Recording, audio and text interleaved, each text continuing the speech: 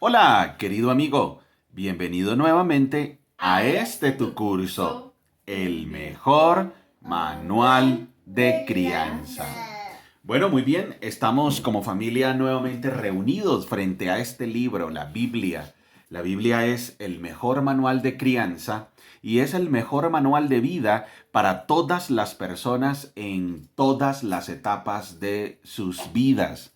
Estamos en un estudio muy interesante, estamos en la segunda carta del apóstol Pablo a los Corintios y estamos analizando esta carta con una temática que hemos titulado Integridad y Autoridad. Integridad y autoridad.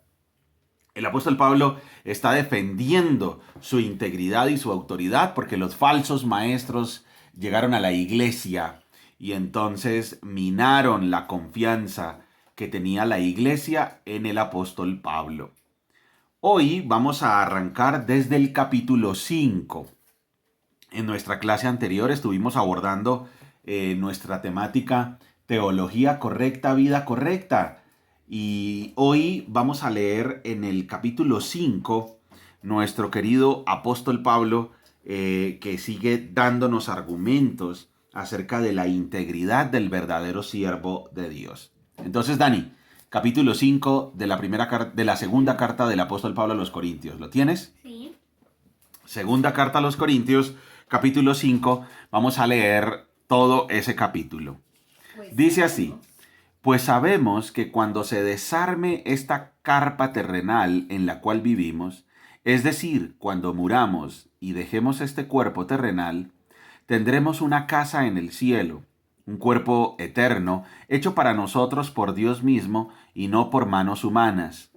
Nos fatigamos en nuestro cuerpo actual y anhelamos ponernos nuestro cuerpo celestial, como si fuera ropa nueva, pues nos vestiremos con un cuerpo celestial.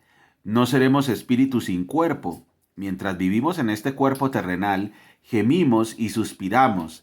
Pero no es que queramos morir y deshacernos de este cuerpo que nos viste. Más bien, queremos ponernos nuestro cuerpo nuevo para que este cuerpo que muere sea consumido por la vida. Dios mismo nos ha preparado para esto y como garantía nos ha dado su Espíritu Santo. Así que siempre vivimos en plena confianza, aunque sabemos que mientras vivamos en este cuerpo no estamos en el hogar celestial con el Señor, pues vivimos por lo que creemos y no por lo que vemos. Sí, estamos plenamente confiados y preferiríamos estar fuera de este cuerpo terrenal porque entonces estaríamos en el hogar celestial con el Señor. Así que ya sea que estemos aquí en este cuerpo o ausentes de este cuerpo, nuestro objetivo es agradarlo a Él. Pues todos tendremos que estar delante de Cristo para ser juzgados. Cada uno de nosotros recibirá lo que merezca por lo bueno o lo malo que haya hecho mientras estaba en este cuerpo terrenal. Dado que entendemos nuestra temible responsabilidad ante el Señor, trabajamos con esmero para persuadir a otros. Dios sabe que somos sinceros y espero que ustedes también lo sepan. ¿Estamos de nuevo recomendándonos a ustedes? No, estamos dándoles un motivo para que estén orgullosos de nosotros, para que puedan responder a los que se jactan de tener ministerios espectaculares en vez de tener un corazón sincero. Si parecemos estar locos, es para darle gloria a Dios. Y si estamos en nuestro sano juicio, es para beneficio de ustedes. Sea de una forma u otra, el amor de Cristo nos controla. Ya que creemos que Cristo murió por todos, también creemos que todos hemos muerto a nuestra vida antigua. Él murió por todos para que los que reciben la nueva vida de Cristo ya no vivan más para sí mismos. Más bien vivirán para Cristo, quien murió y resucitó por ellos. Así que hemos dejado de evaluar a otros desde el punto de vista humano. En un tiempo pensábamos de Cristo solo desde un punto de vista humano. ¿Qué tan diferente lo conocemos ahora? Esto significa que todo el que pertenece a Cristo se ha convertido en una nueva persona. La vida antigua ha pasado, una nueva vida ha comenzado. Y todo esto es un regalo de Dios, quien nos trajo de vuelta a sí mismo por medio de Cristo. y Dios nos ha dado la tarea de reconciliar a la gente con Él, pues Dios estaba en Cristo reconciliando al mundo consigo mismo, no tomando más en cuenta el pecado de la gente, y nos dio a nosotros este maravilloso mensaje de reconciliación. Así que somos embajadores de Cristo. Dios hace su llamado por medio de nosotros. Hablamos en nombre de Cristo cuando les rogamos vuelvan a Dios. Pues Dios hizo que Cristo, quien nunca pecó, fuera la ofrenda por nuestro pecado, para que nosotros pudiéramos estar en una relación correcta con Dios por medio de Cristo. Capítulo 6. Como colaboradores de Dios, les suplicamos que no reciban este maravilloso regalo de la bondad de Dios y luego no le den importancia. Pues Dios dice, en el momento preciso te oí, en el día de salvación te ayudé. Efectivamente, el momento preciso es ahora, hoy es el día de salvación. Muy bien, hemos leído hasta el capítulo 6, versículo 2. Muy bien, vamos a hacer entonces el análisis de este capítulo 5 de la segunda carta del apóstol Pablo a los Corintios en nuestra serie Integridad y Autoridad. Muy bien, el capítulo 5 en el versículo 1, el apóstol Pablo dijo, pues sabemos que cuando se desarme esta carpa terrenal en la cual vivimos, es decir, cuando muramos y dejemos este cuerpo terrenal, tendremos una casa en el cielo, un cuerpo eterno hecho para nosotros por Dios mismo y no por manos humanas. Aquí el apóstol Pablo está demostrando una esperanza firme y segura en la resurrección de los muertos. Esa es una característica del verdadero cristianismo. Ya el apóstol lo había explicado allá en la primera carta a los Corintios acerca de la ciertísima seguridad de la esperanza absoluta en la resurrección de los muertos. Eso es el ABC del cristianismo. Creer en Cristo es tener esperanza de vida eterna. El apóstol en el capítulo 5, desde el versículo 1 hasta el 10, nos demostró que la esperanza en la verdad absoluta de la resurrección tiene implicaciones prácticas y profundas. Recordemos que una persona que tiene la esperanza en la resurrección de los muertos, que tiene la esperanza en la vida eterna, es una persona que va a asumir la vida de manera distinta. Una persona que tiene esperanza en la vida eterna es una persona que vive de manera coherente. Entonces vive con paz, con tranquilidad, con seguridad, con esperanza, con amor. ¿Por qué? Pues porque su mente está concentrada en lo que le espera. O sea, realmente tiene una perspectiva correcta de este mundo. Quiere decir que una persona que tiene la esperanza segurísima de la vida eterna y de la resurrección de los muertos, va a ver los problemas, las crisis, las dificultades, las posesiones materiales, todo lo va a ver en perspectiva. Lo va a ver de manera correcta. Va a darle la importancia a lo que realmente tiene y es a lo eterno, no a lo pasajero. El apóstol Pablo muestra entonces una esperanza confiada, una certeza por la presencia del Espíritu Santo en la vida de él. Y eso lo debemos tener nosotros. Nosotros debemos tener una certeza por la presencia del Espíritu Santo en nuestra vida. Miremos el versículo 7. Dani, lee por favor el capítulo 5, versículo 7, porque el apóstol nos está hablando de una esperanza firme, de una verdad absoluta en la resurrección de los muertos. Pues vivimos por lo que creemos y no por lo que vemos. Miren esto, miren lo que dice el apóstol Pablo. Pues vivimos por lo que creemos y no por lo que vemos. Ojo que aquí esa frase lo que significa es, nosotros vivimos pensando en la resurrección de los muertos.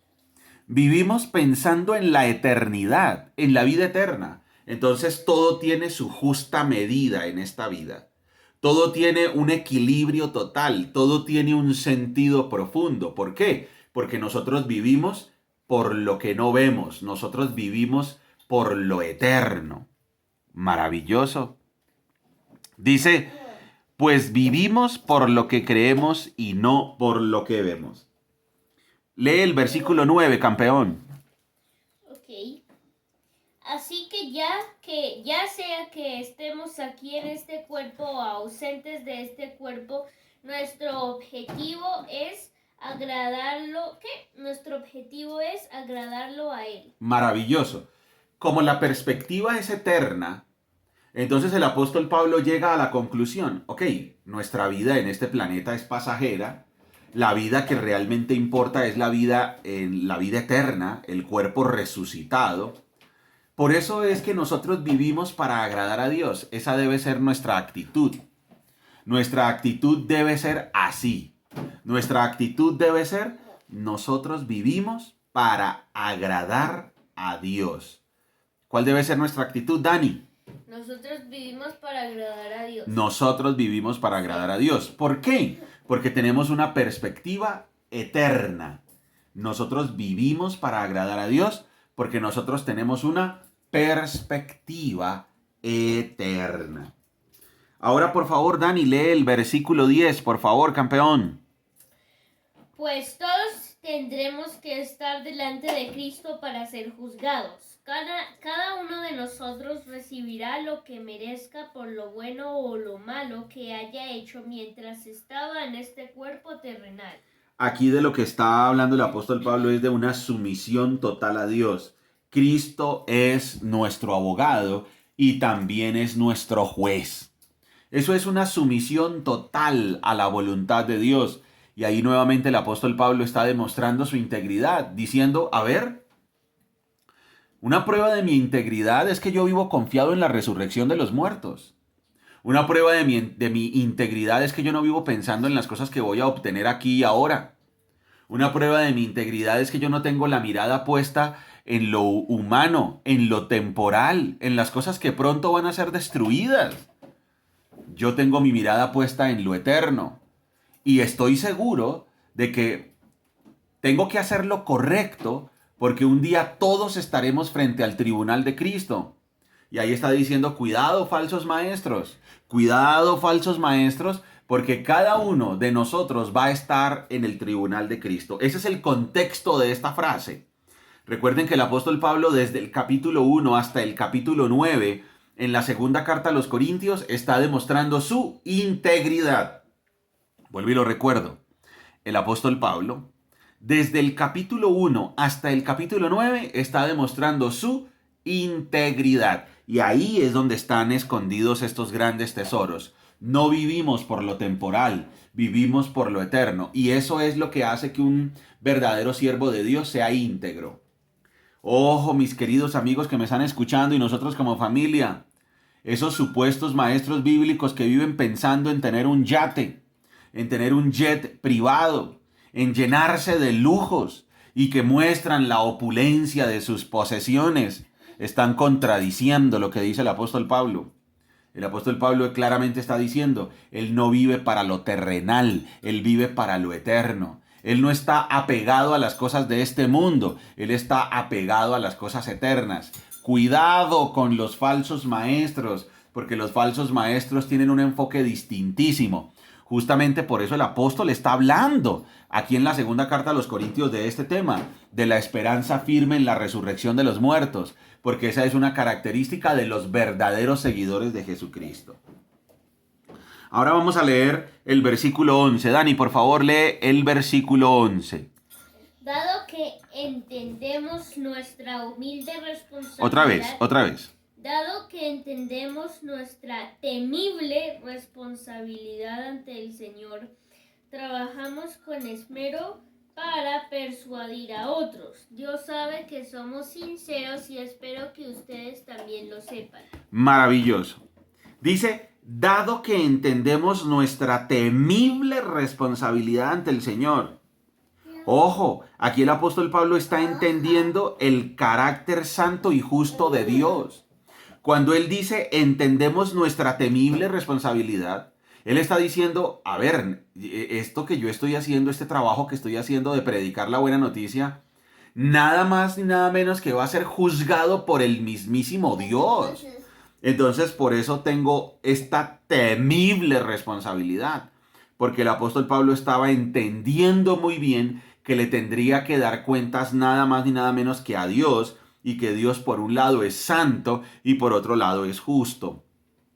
Esos son atributos que muchas personas no están entendiendo acerca de Dios. No están entendiendo que Dios por un lado es santo y por el otro lado es justo. Y las implicaciones que eso tiene. Vamos a hablar un poco de eso. ¿Por qué el apóstol Pablo dice tenemos esta temible responsabilidad ante el Señor? Por un lado, porque el apóstol reconoce que Dios es absolutamente santo y que a Él no se puede acercar nada que sea pecaminoso. Por eso es que mientras existe la oferta de la salvación, que es ser salvos a través de Jesucristo, salvos gratuitamente a través de Jesucristo, debemos recibir ese regalo con humildad, con mansedumbre, porque si no nos vamos a enfrentar a la santidad de Dios. Y si nos enfrentamos a la santidad de Dios, vamos a ser aniquilados, porque nada pecaminoso se puede acercar a la santidad de Dios. Por eso la mayoría, por no decir todos, los grandes hombres de Dios, cuando experimentaban una manifestación de la santidad de Dios, automáticamente caían como muertos. Y ahí decían, no, pues ahora sí vamos a ser destruidos. Pero ¿por qué decían los santos hombres de Dios eso? Porque nada más ni nada menos que veían una manifestación de la santidad de Dios, y las implicaciones que eso tiene es que algo que es pecaminoso, un ser pecador e imperfecto, si se acerca a Dios que es santo, es aniquilado y destruido. Y por otro lado, tenemos que tener en cuenta el carácter justo de Dios. Y es que si no recibimos la salvación con la oferta que hoy tenemos, que es que Cristo paga por nosotros, pues lo único que nos queda es una expectativa terrible de juicio, donde ya vamos a ser juzgados por nuestros pecados y no vamos a tener a nuestro abogado, que es Jesucristo. Y a eso se estaban enfrentando los falsos maestros. Los falsos maestros realmente no saben que están jugando con fuego, perdón. Los falsos maestros están jugando no con juego, sino con fuego. Los falsos maestros están jugando es con fuego. Fuego. Y un fuego que devora. Un fuego terrible. Que es el fuego del juicio de Dios. Es que todo es con J. Jugando justo juego. No. Jugando justo fuego. Ojo, mi querido amigo. Ojo. Y nosotros como familia. El apóstol Pablo está diciendo, dado que entendemos nuestra temible responsabilidad ante el Señor. O sea, está diciendo, estoy reconociendo el carácter santo de Dios y el carácter justo de Dios, que es algo que los falsos maestros no entienden. Y dice el apóstol Pablo, trabajamos con esmero para persuadir a otros. Eso significa que él trabajaba con diligencia en las enseñanzas cristianas, en la enseñanza de las buenas noticias, pues Dios es el que hace la obra. ¿Sí? Ojo, Dani, lo que acabo de decir. Cuando el apóstol Pablo dice, trabajamos con esmero para persuadir a otros, está diciendo, trabajamos con diligencia en la enseñanza de las buenas noticias, pues es Dios el que hace la obra. O sea, no hay que confundir. El apóstol Pablo está diciendo, trabajamos para persuadir a otros. No vayamos a pensar que él está utilizando técnicas y tácticas de ventas a la hora de predicar la buena noticia. No. Él no está utilizando técnicas y tácticas humanas para predicar la buena noticia. Él simplemente está predicando las buenas noticias, está persuadiendo a otros, sabiendo que el que hace la obra es Dios. ¿Quién hace la obra, Dani? Dios. Ahora el apóstol Pablo además dice, Dios sabe que somos sinceros. Eso quiere decir que el apóstol Pablo tenía una conciencia limpia delante de Dios. Y por otro lado dice, y espero que ustedes también lo sepan, es una conciencia limpia delante de los hombres. O sea, el apóstol Pablo tenía una conciencia limpia delante de Dios y una conciencia limpia delante de los hombres. Vamos a leer el versículo 12, Dani, por favor. 5:12, campeón. Estamos de nuevo recomendándonos a ustedes. No. No, estamos dándoles un motivo para que estén orgullosos de nosotros, para que puedan responder a los que se jactan de tener ministerios espectaculares en vez de tener un corazón sincero. Maravilloso versículo, gracias campeón. Voy a volver a leerlo. Vamos a entenderlo bien, Dani. Dice así, ¿estamos de nuevo recomendándonos a ustedes? No. Estamos dándoles un motivo para que estén orgullosos de nosotros, para que puedan responder a los que se jactan de tener ministerios espectaculares en vez de tener un corazón sincero. Interesante. El apóstol Pablo cuando dice estamos de nuevo recomendándonos a ustedes, lo que está diciendo es estamos de nuevo utilizando estrategias humanas y trucos humanos y credenciales humanas para persuadirlos a ustedes de lo buenos que somos.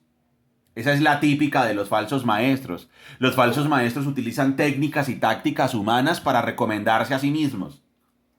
¿Cómo es la conferencia de un falso maestro, Dani? La conferencia de un falso maestro es alguien que recibe honores y tocan trompeta, tarán, tatán, tatán, y les hacen un show y los aplauden. Y les dicen, aquí está el doctor en teología, el doctor en angeleología, el magistrado, mejor dicho. O sea, ha hablado directamente con los ángeles ese señor. Y casi siempre los falsos maestros, casi siempre empiezan hablando de sus experiencias personales. Ojo, amigo que me estás escuchando. Un falso maestro empieza hablando de la siguiente manera. Bueno, hace 8 días estuve hablando en Australia con el príncipe no sé quién, con el presidente de no sé dónde. Estuve en Rusia hablando con el mismísimo primer ministro y el presidente. Estuve en África resucitando, mejor dicho, a todo el mundo. Tuve una visión justo cuando venía para acá, ahorita, hace unos minutos. Mientras venía para acá, una voz del cielo me susurró al oído. Cuando estuve haciendo, y entonces, ¿qué están haciendo ellos? Lo que está diciendo el apóstol Pablo que él no hizo. Miren que la pregunta que hace el apóstol Pablo en el versículo 12 es retórica. Dani, por favor, lee la pregunta que está iniciando el versículo 12. ¿Estamos de nuevo recomendándonos a ustedes? Si ven, está diciendo, ¿acaso es que nosotros hacemos marketing de nosotros mismos? Nosotros estamos hablando de nuestras habilidades, de nuestro poder. ¿Estamos nosotros abrumándolos con nuestras credenciales? El apóstol Pablo dice que él no era como los falsos maestros. Los falsos maestros se jactaban de tener ministerios espectaculares. Y es que miren lo que dice.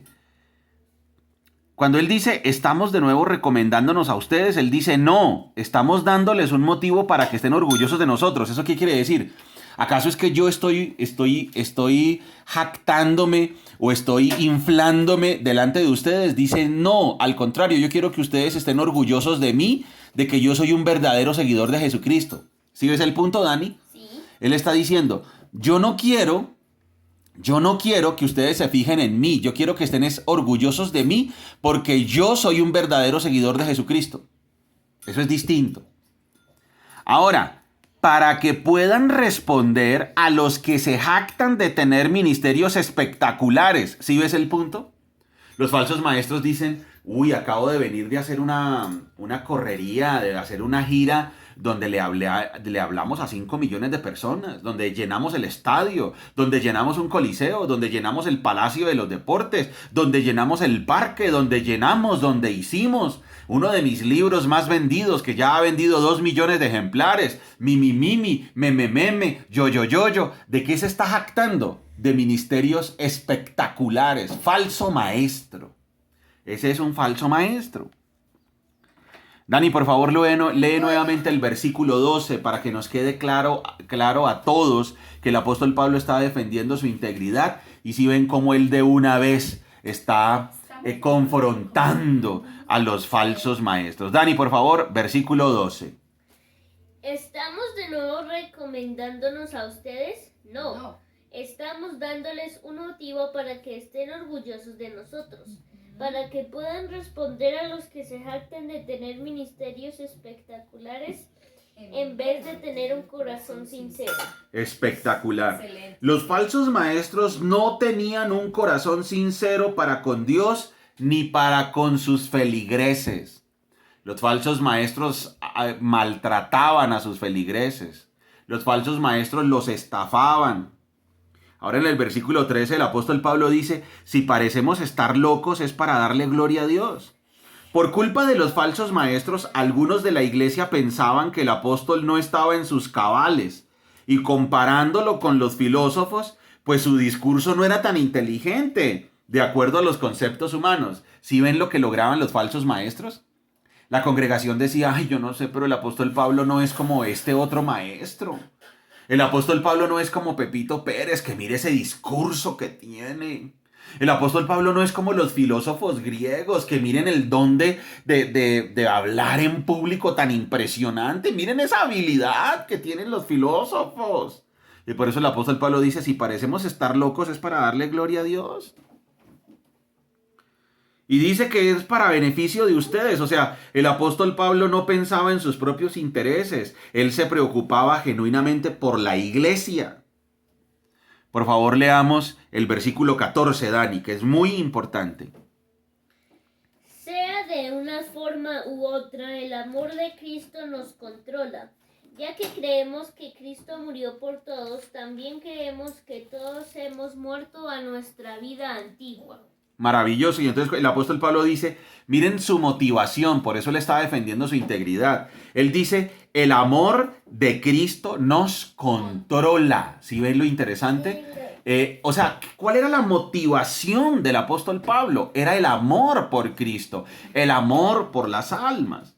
En el versículo 15 nos dice que hay una señal del verdadero siervo de Dios y es que ya no sirve y ya no vive para sí, sino que vive para Dios. El siervo de Cristo vive para Cristo. En el versículo 16 dice que ya él no evalúa a las personas desde el punto de vista humano, porque la salvación y la santificación son obras directas de Dios. Dani, por favor, lee el versículo 15 y el 16 nuevamente, campeón. Él murió por todos para que los que lo vuelvo a leer. Dani, por favor, ¿me haces un favor? Acércate un poquito. Y eso. Gracias, campeón. A ver, entonces, Él murió por todos para que los que reciben la nueva vida de Cristo ya no vivan más para sí mismos. Más bien vivirán para Cristo, quien murió y resucitó por ellos. Así que hemos dejado de evaluar a otros desde el punto de vista humano. En un tiempo pensábamos de Cristo solo desde un punto de vista humano. ¿Qué tan diferente lo conocemos ahora? Maravilloso. El apóstol Pablo está diciendo, ya no evaluamos a Cristo desde el punto de vista humano, porque es que para hablar de Cristo, para ser testigos de Cristo, tenemos que nacer de nuevo. ¿Sí ven el punto? Ojo que quiero que entendamos bien esto. Nosotros ya, para ser servidores de Cristo, para ser siervos de Cristo, no podemos evaluar a Cristo desde un punto de vista humano, sino que nosotros tenemos que haber nacido de nuevo para entender a Cristo. Por eso una persona que no ha nacido de nuevo no puede entender quién es Cristo. Vuelvo y lo repito. Una persona que no ha nacido de nuevo no puede entender bien quién es Cristo. Por eso los falsos maestros no tienen ni idea de quién es Cristo, porque ellos lo están predicando desde el punto de vista humano, para sus propios intereses. Y ahí viene un versículo espectacular que es el 17, campeón. El 17. Esto significa que todo el que pertenece a Cristo se ha convertido en una persona nueva. La vida antigua ha pasado, una nueva vida ha comenzado. ¿Sí ven? Ahí está la gran diferencia entre el apóstol Pablo y los falsos maestros. De manera que si alguno está en Cristo es una nueva criatura. Las cosas viejas pasaron, he aquí todas son hechas nuevas. Ese versículo que es tan conocido está haciendo referencia a la manera en que el apóstol Pablo vivía a Cristo a diferencia de los falsos maestros. El apóstol Pablo no evaluaba a Cristo desde un punto de vista humano. ¿Por qué no? Porque el apóstol Pablo había nacido de nuevo por la obra del Espíritu Santo. O sea que un verdadero seguidor de Jesucristo tiene una relación nueva, totalmente distinta con Cristo porque ha nacido de nuevo. Ser cristiano no es pertenecer a una religión, es un asunto del nuevo nacimiento, es una obra sobrenatural de Dios. Muy bien, amigo, quiero que nos quede esta gran conclusión de esta parte que estamos estudiando en el capítulo 5, y es conocer a Cristo de la manera correcta es obra del Espíritu Santo a través del nuevo nacimiento. Recuerda que somos Margie y Daniel, familias saludables, familias que se enfocan en lo importante. ¡Chao!